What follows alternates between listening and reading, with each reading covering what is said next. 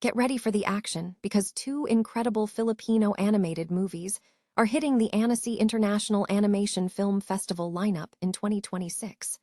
We are talking about Carl Joseph Papa's film, 58th, an animated docudrama about the events surrounding the 2009 Maguindanao massacre, which stars the late Ricky Davao as the titular victim. This film is set to compete in the Contrachamp section, a section known for pushing the boundaries of animation, so you need to see this story unfold. It's a powerful piece of storytelling that brings a heavy history to the big screen. Here's a simple way to protect your phone without stress. This ALIN 3-pack comes with tempered glass screen protectors, camera lens protectors, and an installation frame for an easier, cleaner fit. It's clear, case-friendly, and built to help guard against scratches and everyday bumps. Check the link in the comments to get it on Amazon.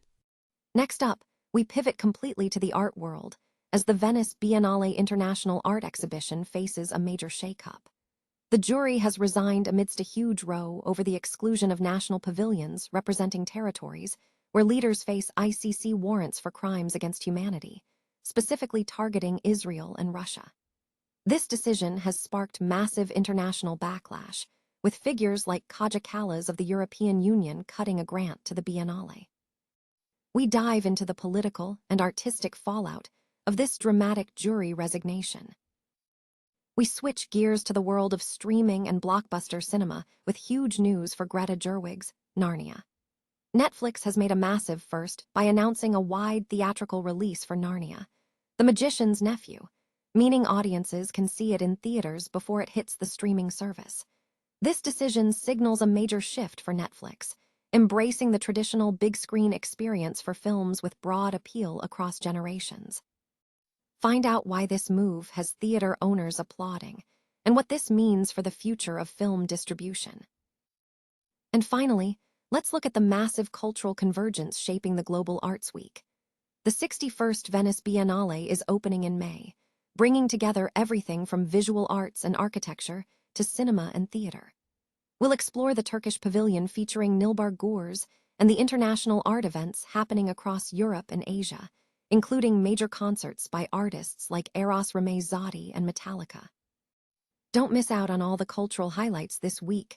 Stay tuned for more updates. Two Filipino animated films are set to feature at the 2026 Annecy International Animation Film Festival in France, with one film competing in the festival. Carl Joseph Papa's 58th and Avid Liongoran's Zazza Zadarna represent the Philippine contingent among 26 countries participating in the feature slate, a majority of which are from France. 58th will be screened in the festival's Contrachamp section, an English-language segment designed for singular, independent, and boundary-pushing entries. This animated docudrama explores the events leading up to and following the 2009 Maguindanao massacre. The film features the late Ricky Davao in his final on-screen role as photojournalist Reynaldo Bibat Mame, the titular victim whose body was never found. Gleza de Castro stars as Bibat's daughter, Maria Reynafe Nenin Castillo, alongside supporting cast members including Mickey Morales, Marco Massa, Zyron de la Cruz, and Bibi Ramirez. This marks Papa's third appearance at Annecy, following previous entries in 2021 and 2024. Meanwhile, Zazza Zadarna, a traditional animation based on Carlo Vergara's comic, follows a shy gay beautician who becomes a superheroine with the help of a meteorite. Zazza Zadarna is scheduled to be shown in the Midnight Specials section of this year's festival. The Annecy International Animation Film Festival is recognized as the premier event for animation worldwide. The festival runs from June 21 to 27, 2026, and has a history of nurturing successful animated features, including titles like Fantastic Mr. Fox, Coraline, and Akira. The jury for the Venice Biennale's International Art Exhibition has resigned following the announcement that the jury would exclude national pavilions representing territories where leaders face arrest warrants from the International Criminal Court for crimes against humanity.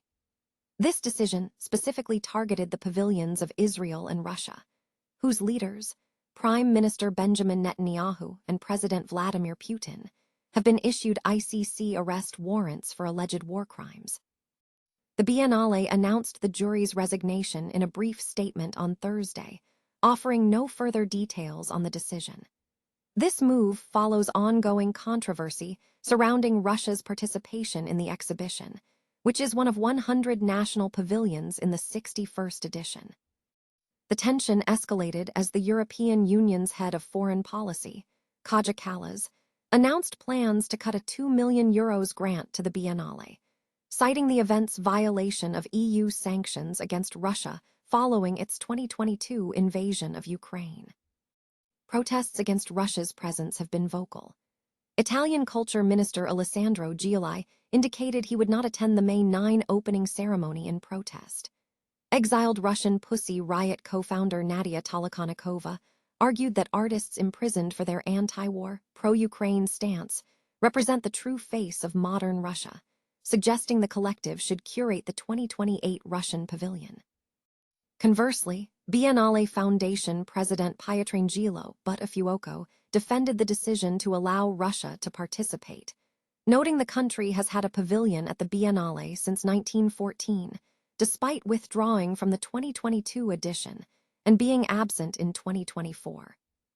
Italian Prime Minister Giorgia Meloni expressed surprise at the resignation, stating the government disagreed with the decision regarding the Russian pavilion, but acknowledged the Biennale's autonomy. The resigned jury, which included figures such as Solange Oliveira Farkas and art historians, was scheduled to announce prizes, including the Golden Lion for Best National Participation, on May 9. Netflix is making a significant departure from its usual streaming exclusive model by granting a wide theatrical release to Greta Gerwig's film, Narnia, The Magician's Nephew, next year. The movie, which is the first adaptation of C.S. Lewis' 1955 book exploring the origins of Narnia, is set for a theatrical debut on February 12, before moving to the streaming service on April 2, where it will be available for more than 45 days. This move is notable as Netflix typically releases its content exclusively on its platform, with exceptions usually reserved for films with significant Oscar potential. Netflix cited the series' broad appeal across various generations and geographies as the primary reason for choosing the theatrical route. Theater owners have reacted positively to the decision. Michael O'Leary, president of Cinema United, welcomed the move, stating that the film is something audiences will want to see on the big screen. Furthermore, Netflix has demonstrated a growing willingness to engage with the theatrical experience, including a previous release of a sing-along version of K-pop Demon Hunters in theaters. CEO Ted Sarandos also indicated that the company plans to continue releasing Warner Bros. Movies in theaters, respecting the traditional 45-day exclusivity window. Filmmaker Greta Gerwig expressed her satisfaction with Netflix's decision, stating, "I cannot wait for people to see the film in theaters on February 12 and on Netflix on April 2. The film was originally scheduled for a 2-week run in IMAX theaters starting on Thanksgiving. In support of the partnership, Adam Aron, chairman and CEO of AMC Entertainment, affirmed that the theater chain would fully support Netflix's initiative. Global Arts Week is in full swing, featuring a dynamic mix of major exhibitions, film festivals, and high-profile concerts across continents. The centerpiece of the week is the 61st Venice Biennale, opening May 9 in Venice, Italy, showcasing international talent across visual arts, architecture, dance, cinema, and theater.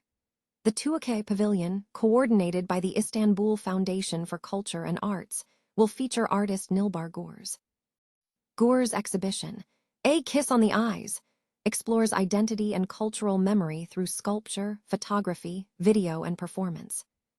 Beyond Venice, cultural events are thriving globally. The Bogotá International Book Fair, featuring India as guest of honor, concludes today, while the Buenos Aires International Book Fair celebrates its 50th anniversary, hosting Peru as this year's guest. Cultural exchange is also a focus with the launch of Cultura Collective in Vienna, a platform uniting Turkey, Azerbaijan, and Austria to reinterpret cultural heritage. In the art scene, Turkish artist Rasen Duran presents Play Again in Venice, featuring sculptures and paintings, with a subsequent exhibition in Istanbul. Japan is hosting the International 2026 Art X Toyama exhibition, featuring 60 artists from various nations, including Turkish contributors.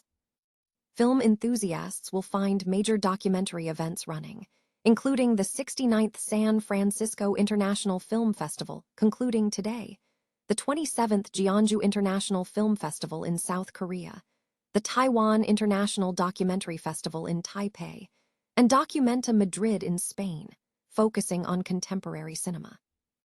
Documentary film aficionados in Germany can attend Doc Fest München, presenting over 100 films from nearly 50 countries. Music dominates the cultural calendar with major performances scheduled across Europe.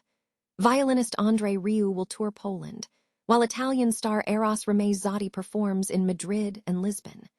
British blues guitarist Eric Clapton is performing in Prague and across Spain. Metallica is set to perform in Athens on May 9, and Tame Impala continues its tour across several European cities. In the U.S. cinema landscape, several new releases are slated for this week, including Arnaud Desplechin's Deux Pianos and Mortal Kombat II, alongside other titles like Mistura and Billie Eilish. Hit Me Hard and Soft, the tour live in 3D.